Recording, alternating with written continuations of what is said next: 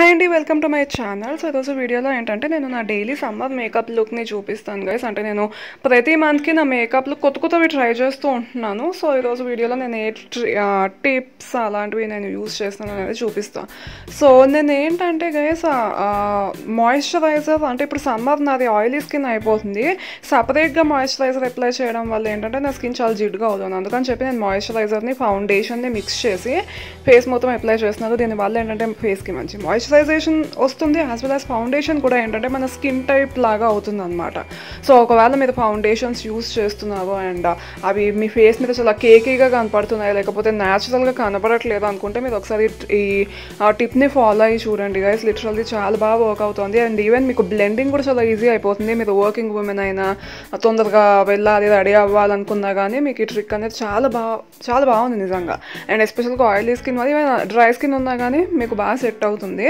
So ఏంటంటే normal ఫింగర్స్తో blend చేయొచ్చు, లేకపోతే మీ ఇష్టం, మీరు బ్యూటీ బ్లెండర్ని కూడా యూస్ చేయొచ్చు. కాకపోతే ఫింగర్స్తోనే మంచిగా బ్లెండ్ అవుతుంది. నెక్స్ట్ నేను కాంపాక్ట్, అంటే ఇక్కడ loose powder, Lakme rose powder ఉంటుంది కదా, దాన్ని అప్లై చేస్తున్నాను. నాది ఆయిలీ స్కిన్ కాబట్టి ఫేస్ మొత్తం అండ్ ఇయర్స్ అండ్ నెక్ మీద కూడా మర్చిపోద్దు.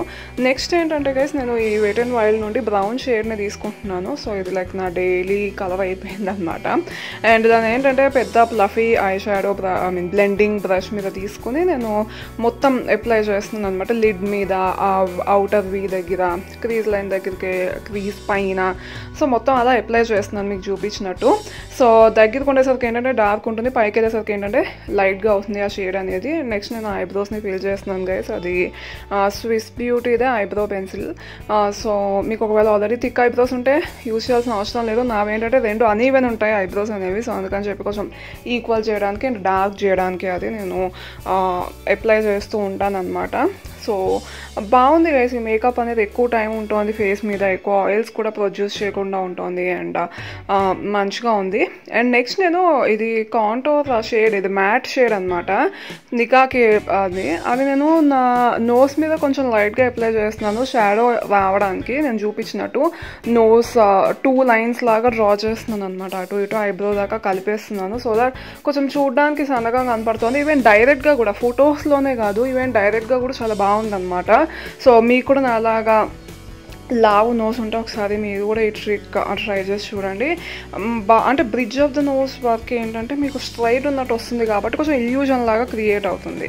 సో నెక్స్ట్ ఏంటంటే నేను కాజల్ని అప్లై చేస్తున్నాను గైస్. మీరు కావాలంటే ఐలైనర్ కూడా వాడుకోవచ్చు, కాకపోతే నాకు కాజల్ అలవాటు అయిపోయింది.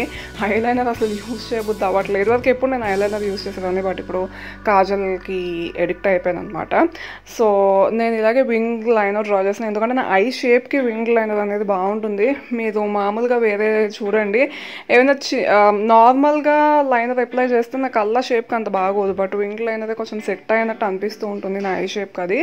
సో నెక్స్ట్ ఇది నేను నైకాది లిప్స్టిక్ అప్లై చేస్తున్నాను గైస్. నేను కొత్తగా ఆ రోజే ఆర్డర్ పెట్టుకున్నాను. సో ఇదేంటంటే Nykaa get set matte demi matte lip cream అని చెప్పి, అది షేడ్ ఏంటంటే బౌన్స్ 08 అనమాట.